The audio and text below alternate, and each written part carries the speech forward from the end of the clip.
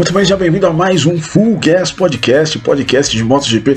Hoje para comentar aquela que foi a 17ª etapa da temporada de 2022, o Grande Prêmio da Tailândia, e Miguel Oliveira, quem diria não, né? Quando chove, Miguel Oliveira sempre se sobressai frente aos outros pilotos e dessa vez, como na Indonésia no começo do ano, foi ele o cara, Miguel Oliveira, Miguel Ângelo Falcão de Oliveira, levando aí sua quinta vitória na MotoGP, quinta vitória pela KTM, o piloto que mais venceu na KTM, e dando aí seu cartão de visitas mais uma vez para a montadora austríaca, que não vai contar com ele na temporada do ano que vem. E na disputa do campeonato, o Pecco Bagnaia conseguiu uma grande vantagem frente ao Fábio Quartararo, que fez uma corrida que não deu para entender, só caiu de rendimento desde o início, e agora a diferença entre os dois é de apenas 2 pontos com 3 provas para o final. A diferença do top 3 é de 20 pontos. O campeonato está completamente aberto, e é isso, 2022 está se transformando aparentemente numa temporada épica. Vamos ver o que pode acontecer nesse final, mas antes de analisar esse GP da Tailândia, vamos passar rapidinho o resultado da prova.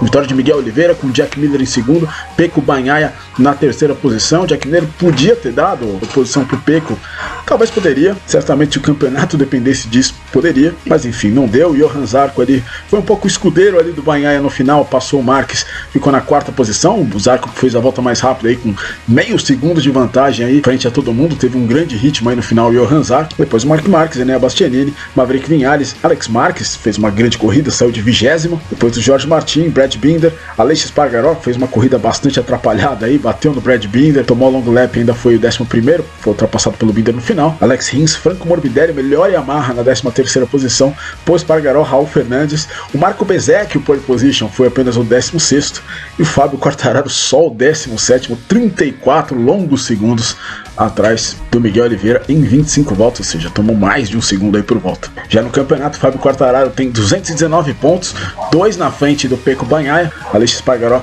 vem 20 atrás, 199, depois o Enea Bastianini e o Jack Miller. Esse é o top 5 do campeonato. Miguel Oliveira subiu um pouquinho agora na classificação, é o 8º. Vamos que dizer desse Grande Prêmio da Tailândia. Miguel Oliveira saiu da 11ª posição e enfim, choveu ali logo depois da corrida da Moto2, choveu na corrida da Moto2 e continuou chovendo depois da corrida da Moto2, e o Miguel, numa dinâmica muito parecida da corrida da Indonésia, fez uma grande recuperação, 11º, exatamente como eu disse, para primeiro. Ele ficou estudando o Jack Miller, ficou esperando o melhor momento para fazer a ultrapassagem, e o Miguel estava muito mais forte na parte sinuosa da pista, né? Na parte das retas a Ducati rendia muito mais, e foi isso, ele conseguiu ali fazer aquela ultrapassagem, dando aquela bloqueada no Jack Miller, e depois meio que só geriu a vantagem que ele tinha para o Miller. O Miller chegou a alcançar ele em um período da prova, parecia que o Miller poderia atacar ele, mas a vantagem que o Oliveira tinha nas curvas era muito superior aí à vantagem que o Miller tinha nas retas, não conseguia emparelhar, principalmente naquele que aparentemente era o melhor ponto de ultrapassagem da pista, né? Que é naquela reta ali,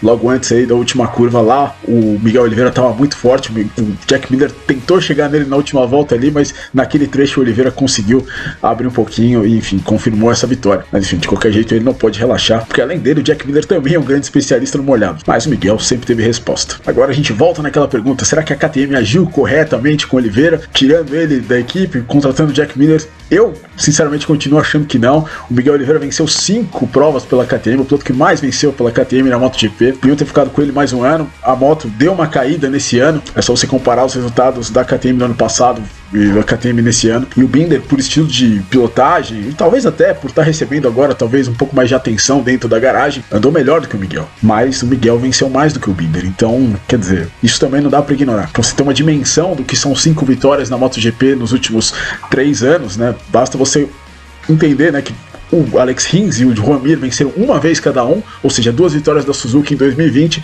e o Marc Marques venceu 3 corridas pela Honda desde o início de 2020, ou seja, o Miguel Oliveira é Suzuki mais Honda nessas últimas 3 temporadas. Mas enfim, tá de parabéns, é realmente um grande piloto no molhado. Miguel Oliveira, assim como o Jack Miller, que não conseguiu ali um ataque kamikaze ali na última volta ali, exatamente por sair mal ali da parte mais sinuosa, mas Oliveira, Miller, Zarco, que fez um fim de prova sensacional ali, chegando na disputa ali pelo pódio, na disputa do terceiro lugar ali com o Pecco Bagnaia e com o Marc Marquez. São pilotos muito bons. O Marc Marquez também é um excelente piloto molhado, provou isso no Japão, mas enfim, sempre que tem uma corrida na chuva, você sempre espera grandes coisas, né, principalmente desses 4 pilotos. Mas falando agora do campeonato, foi um grande dia para o Pecco Bagnaia, que numa corrida em condições difíceis conseguiu ali manter a calma e terminou com um pódio muito importante, 16 pontos contra 0 do Quartararo. Agora a diferença é que depois ali daquele acidente do Bagnaia em Motegi era de 18, agora com os 16 pontos do terceiro lugar, agora de apenas 2, e esse resultado ele é bem significativo também para o Bagnaia, além do campeonato, já que as últimas 2 vezes que tinha chovido, assim, que valia alguma coisa na MotoGP e choveu, o Bagnaia foi muito mal. A gente lembra, na Indonésia ele chegou na 15ª posição e no Japão ele foi o último do Q2. Então também uma recuperação do Bagnaia em condições que ele realmente não estava indo bem aí nesse último ano, né, no qual ele está disputando o campeonato. Enfim, do outro lado, né, o Quartararo, que teve uma grande vantagem aí, dada aí de bandeja pelo Bagnaia no Japão, fez uma corrida muito ruim, uma corrida na chuva. Se você for levar em consideração o resultado dele na Indonésia, que foi outra corrida na chuva desse ano, ele chegou 2.2 atrás do líder, né, que foi o Miguel Oliveira exatamente, e agora chegou 34 segundos, alguma coisa muito séria aconteceu com a moto do Quartararo, mas nós não sabemos o que aconteceu, porque o Quartararo saiu da pista sem falar com ninguém. A única coisa, né, que nós temos, né, o único que saiu do Quartararo, que ele falou, foi o release da Yamaha, que ele não fala muita coisa não sobre o que aconteceu, sobre que questão ele teve. Ele só falou que as primeiras 10 voltas foram muito perigosas, mas não clareia nenhum tipo de problema que ele teve durante essa corrida, que problema que certamente ele teve, né? O Quartararo não é um piloto de ter resultados tão ruins assim, né? Não é normal, mas enfim, a pior corrida do Quartararo em muito tempo, acho que desde aquela corrida em Aragon, né, que ele largou na pole position e a pressão de pneus acabou subindo demais, o Quartararo chegou, se não me engano, só em 18º, e foi mais ou menos o que aconteceu nessa prova. Ele largou da 4ª posição, ali foi... O Miller acabou espalhando para cima dele na primeira curva, mas não dá para você botar na conta do Miller o resultado do Quartararo. O Quartararo saiu ali da primeira curva ali na 7ª, 8ª posição, mas a gente nunca mais viu o Quartararo. O Quartararo na primeira volta já tinha despencado lá para 15º, 16º lugar e não conseguiu se recuperar em nenhum momento da prova. E o Franco Morbidelli terminou 12 segundos na frente do Fábio Quartararo. O Franco Morbidelli conseguiu um resultado que ele conseguiu esse ano inteiro, né, que é terminar ali, né, no top 15 ali, chegar ali um pouquinho depois ali dos 10 melhores, e o Fábio Quartararo chegou nada menos que 12 segundos atrás do Franco Morbidelli. É muita coisa, não tem explicação, várias voltas aí, 1 segundo mais lento que os primeiros, né, em média mais de 1 segundo mais lento, e é isso, foi um desastre o dia do Quartararo, e ele saiu da moto, ele nem parou ali para falar com os seus engenheiros, né, já foi embora e nem parou para falar com a imprensa também. Agora a gente vai para 2 pistas velozes, mas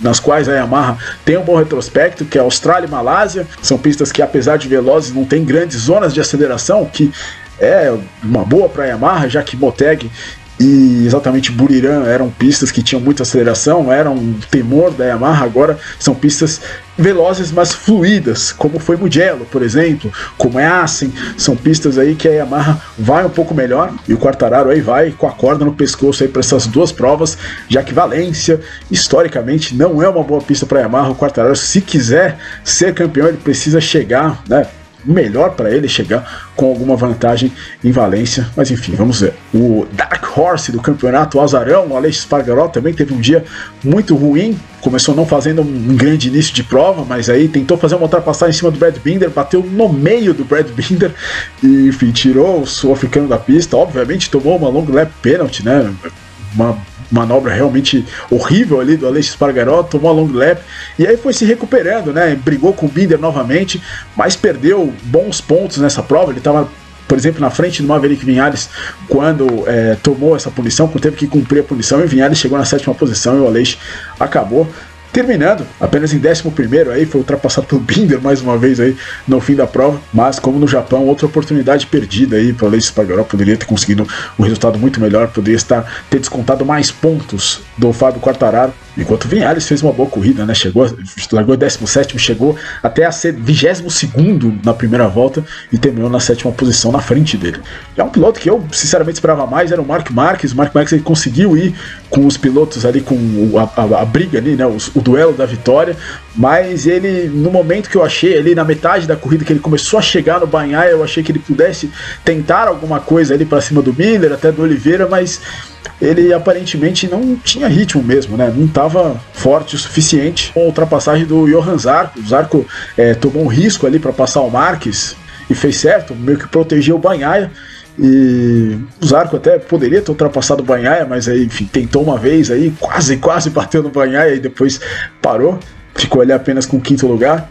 Mas enfim, né, a gente se pergunta, né, numa pista, numa corrida com chuva, né, se era realmente, poderia ser uma grande oportunidade para o Marc Marquez aí ir para o pódio, aí talvez até vencer uma prova aí antes do fim do ano, pelo que ele mostrou em Moteg, e enfim, não rolou.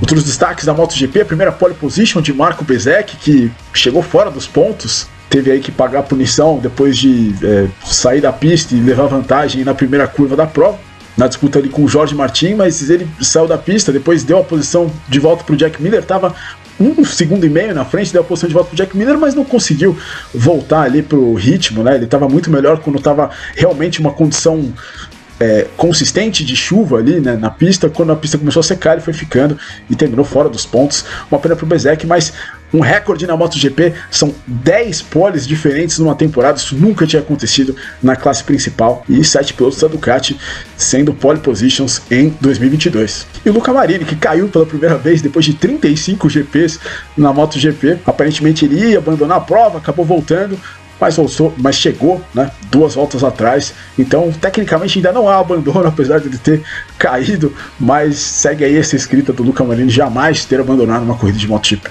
Falando das outras categorias, começando pela Moto2, uma corrida aí muito influenciada pela chuva. Tivemos chuva antes da prova e chuva ali no meio da corrida, com ela aumentando ali a cada volta. No fim, quem se deu mal foi o piloto da casa, o Somkhiat Chantra, que estava na frente, mas acabou caindo na segunda volta. Das 8 disputadas, né? Obviamente os ossos do ofício de você ser líder num dia como foi esse aí na Tailândia, né? Numa volta tem água, não tem tanta, na próxima volta, de repente, tem muita água, e o Chantra ele acabou perdendo a traseira, ali, um pouquinho de nervosismo também, provavelmente, mas enfim, acabou caindo, e deixou a vitória aí para o Tony Arbolino, né? A segunda vitória do Tony Arbolino no ano. E tivemos apenas 8 voltas de prova, portanto metade dos pontos aí.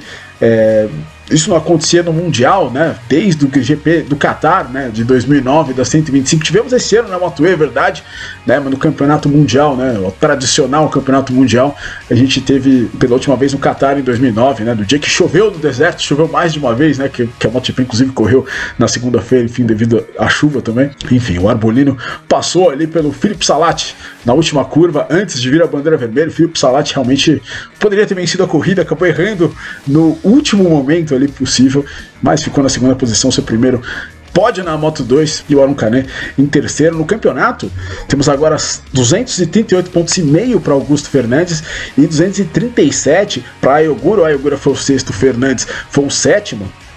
1,5 ponto entre os dois, faltando 3 corridas para o final da temporada. A MotoGP, o líder e o vice-líder estão 2 pontos. Na Moto2, 1,5 ponto, tá aí. 2 campeonatos muito abertos aí, com o Aron Canet, que chegou na terceira posição, ficando em terceiro lugar também no campeonato. Na Moto3 tivemos a vitória, 10ª vitória da carreira, 4ª do ano, do Denis Foggia, que, enfim, poderia estar lutando pelo campeonato se ele tivesse sido um pouquinho mais consistente no início da temporada, cometeu alguns erros também. E é isso, pole vitória pro Foggia, uma vitória praticamente dominadora, na frente aí do Ayumu Sasaki. Os dois brigaram pela corrida inteira. E o Izan Guevara, né, a própria equipe Gas inteira, mas o Izan Guevara teve um final de semana meio off, né? Teve que passar pelo Q1 e chegou apenas na 5ª posição, fez uma prova de recuperação. De qualquer maneira, ele corre já para ser campeão na Austrália.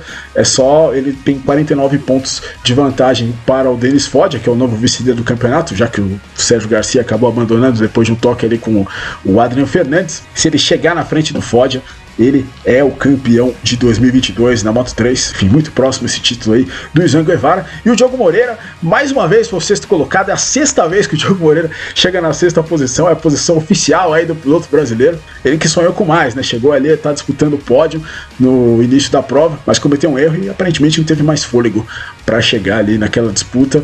Chegou na sétima posição na pista, ficou com o sexto lugar aí depois que o André Aminho teve que perder uma posição aí por passar dos limites de pista na última volta. Portanto, Foggia primeiro, Sasaki segundo e Ricardo Rossi aí, seu primeiro pódio do ano, na terceira posição. No campeonato tem Izan Guevara com 265 pontos, depois o Denis Foggia, 216, e o Sérgio Garcia com 209 pontos. O Diogo Moreira é o décimo, entra no top 10 aí da temporada com 84 pontos, 16 a menos que o oitavo, que é o André Aminho aí.